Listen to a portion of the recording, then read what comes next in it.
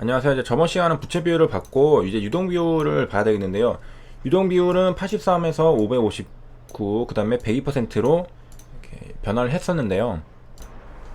먼저 유동 비율은 간단하게 단기로 이제 부채를 갚을 능력이 있는가를 보는 겁니다. 부채에 대한 지급 능력을 측정하는 지표로 안정성 지표로 분류가 됩니다.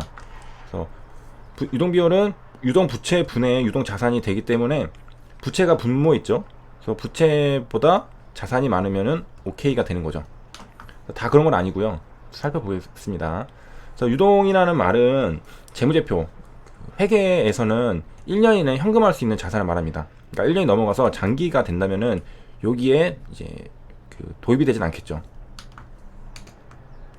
그러면은 이제 뭐가 들어가느냐? 이제 자산, 여기 자산 재무제표를 보면은 여기 여러 가지 현금, 당연히 1년 이내 현금할 수 있으니까 현금은 당연히 현금으로 돼 있는 거니까 플러스가 당연히 되겠죠.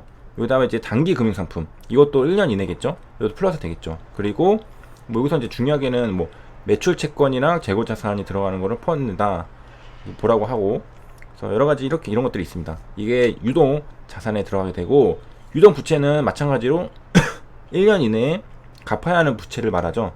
그래서 여기도 마찬가지로 매출 채권이 들어간 거와 똑같이 매입 채무가 이제 들어가 있고, 뭐 단기 차입금 이것도 1년 이내겠죠.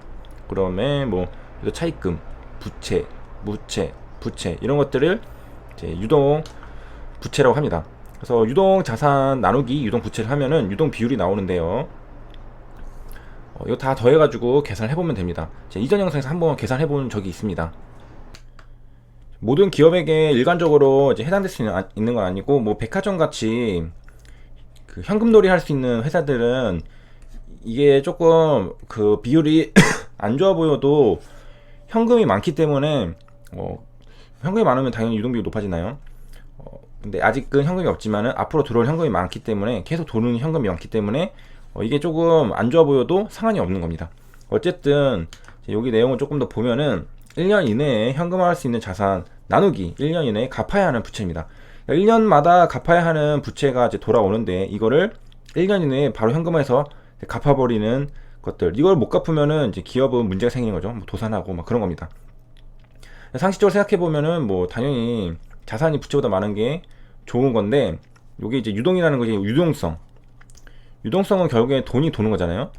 QE도 유동성을 높여주는 거잖아요. 금융위기 때 자금이 돌질 못하니까 그거를 이제 윤활유를 좀 뿌려주는 것처럼 하는 건데, 자, 이제 문제가 되는 건 유동 비율이 100% 미만인 기업입니다. 이 기업들은 이제 재무 상태가 좋지 않은데, 이제 현금을 마련하기 위해서 1년마다 계속 그 노력을 해야 됩니다.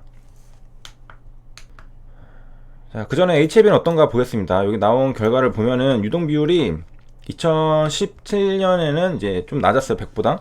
2018년도에는 600%. 그러니까 100% 위면은 좋은 건데 600%면은 엄청나게 좋은 상태였습니다. 그리고 2019년거든요. 이거는 이제 100%니까 이것도 오케이 되는 거죠. 그래서 HLB 재무를 보면은 부채 비율도 괜찮고 유동 비율도 괜찮고 이런 상태입니다. 그래서 이제 유동 비율이 좀 안 좋은 회사들은 어떤 이제 것을 해야 되냐, 돈을 이제 더 잘 벌어 가지고 현금을 더 많이 들여오던가, 뭐 빚을 이제 연기를 해 가지고 이건 1년 이내니까 1년을 이제 2년 뭐 더 장기로 연장하던가, 이제 돈을 이제 빌려서 다시 갚던가, 그다음에 유상증자를 해서 주주들에게 돈 좀 빌려주세요. 그래서 이런 경우가 많았죠. 유상증자 하는 이유가 그 기존의 사업이 좀 잘 안 돼가지고 그 빚을 갚기 위해서 했던 회사들이 있습니다. 이거 2번 했다가 주주들이 막 반란을 일으킨 회사도 있어요. 그 이유가 그래도 미래 장기 전망을 위해서 우리가 투자를 한다 이렇게 해도 모자랄 판에 빚을 갚겠다, 그래서 돈 좀 내놔라 하니까 주주들이 당연히 화나죠. HLB 얘기가 아니라 다른 기업 얘기입니다. 그래서 기업의 능력의 한계로 이제 그거를 막기 위해서 유상증자하는 거는 좋지 않은데, HLB 같은 경우에는 이제 임상을 하려고 하는 거잖아요. 임상하고 이제 다른 것들이 이제 더 앞서 나가기 위한 그런 거기 때문에 주주들이 그렇게 뭐라 안 하는 이유가 있는 거다. 어떤 분들은 당연히 이거는 필요한 거 아니었냐, 이 유상증자 필요한 거 아니었냐라고 말하시는 분들도 많습니다. 그다음에 이제 오늘 같은 장, 요즘 같은 장에서는 이제 위험하죠. 100%가 안 된다면은 이제 부채를 이제 상환하는 압박이 이제 강력해지죠. 모두가 다 현금화를 하려고 하잖아요. 투자자들, 그리고 그 돈을 빌려준 사람들도 지금 시장이 이렇게 되고 있으니까 뭔가 좀 위험하다 싶어서 상환 압박이 이제 세지게 되는데, 이럴 때는 이제 좀 위태해질 수 있다는 거고, 이제 반면에 이제 유동 비율이 너무 높다는 것은 이제 형성 자산이 많기 때문에 이거를 잘 활용 못 하고 있다라고도 볼 수가 있겠죠. 그래서 기업은 이런 것들을 좀 재투자해서 이익을 봐야 되는데, 현금만 쌓아두면은 워런 버핏도 아니고 이제 너무 놀고 있는 느낌이고, 보통 이제 200%가 무난하다고 하는데, 이제 여기 이제 매출 채권, 재고 자산이 포함된다 했잖아요. 이제 분식회계로 매출 채권은 부풀리는 경우 이제 유동 비율이 높게 나올 수 있기 때문에 이것도 좀 자세히 엄밀히 봐야 된다고 말하고 있네요. 그래서 매출 채권이 계속 늘는 거, 셀트리온이 이제 이거라는 건 아니고, 셀트리온 이런 의혹을 좀 받은 적이 있었죠. 셀트리온 매출 채권.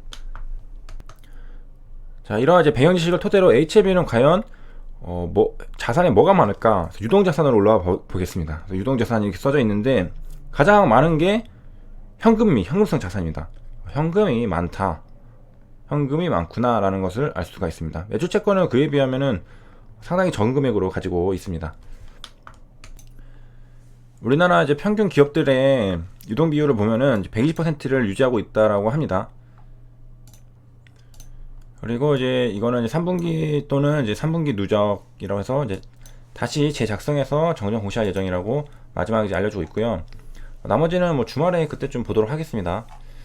내려가면은 이제 엘리바와 관련된 것도 나오는데, 이거는 일단 다음에 영상에서 하고,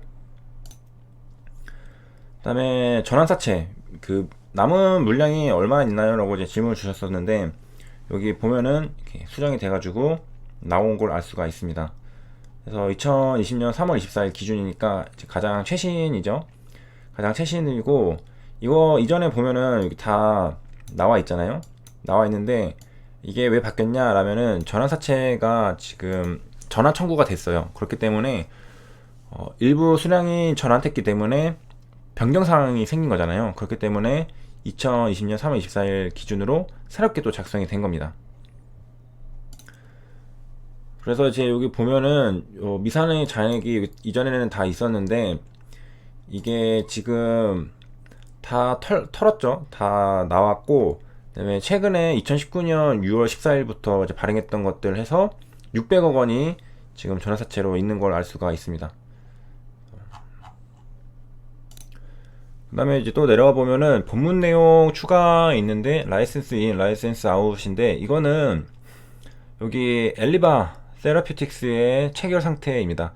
엘리바 세라피틱스는 이제 연결대상 종속회사인데, HLB만 넣는 게 아니라 중요 사항이라고 생각해서 그런가 엘리바의 계약도 여기다가 이제 넣어놓은 걸 확인할 수가 있습니다. 그래서 품목은 당연히 리브세라님이고, 자, 라이센스 인은 어드벤처 레베토리스에서 했는데 중국을 제외한 모든 국가를 2007년에 가져왔습니다.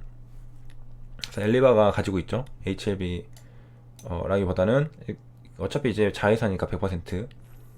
계약 금액은 공개가 안 되어 있는데, 그 이유는 중요 영업 기밀에 해당되므로 기재를 생략한다고 했습니다.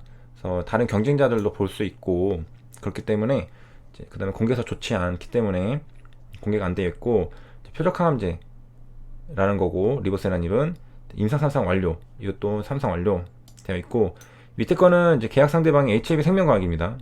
HLB 생명과학이랑 누구랑 계약한 거냐? 엘리바 테라피틱스입니다. HLB가 아니라 엘리바 테라피틱스인데, 그게 그거죠. 그래서 기존 부강약품에게 인정되는 계약상 지위, 권리 및 의무 일체를 HLB 생명과학에서 양수합니다. 이거는 부강약품이라 한 건데, 왜 엘리바 테라피틱스가 있느냐? 이게 물질 특허를 가지고 있을 경우에는 이런 거 할 때도 뭐 허락을 받아야 된다는 걸 본 적이 있는 것 같은데, 주석을 보면은 확실히 나옵니다. 그래서 이거는 이제 처음에는 엘리바가 부강약품에게 일부 양도했는데 그걸 다시 HF 생명과학으로 넘어갔으니까 결국에는 부강약품을 한 달이 거쳐가지고 갔기 때문에 이렇게 작성한 걸로 보입니다. 다음 영상에서 이어서 보도록 하겠습니다. 시청해주셔서 감사합니다.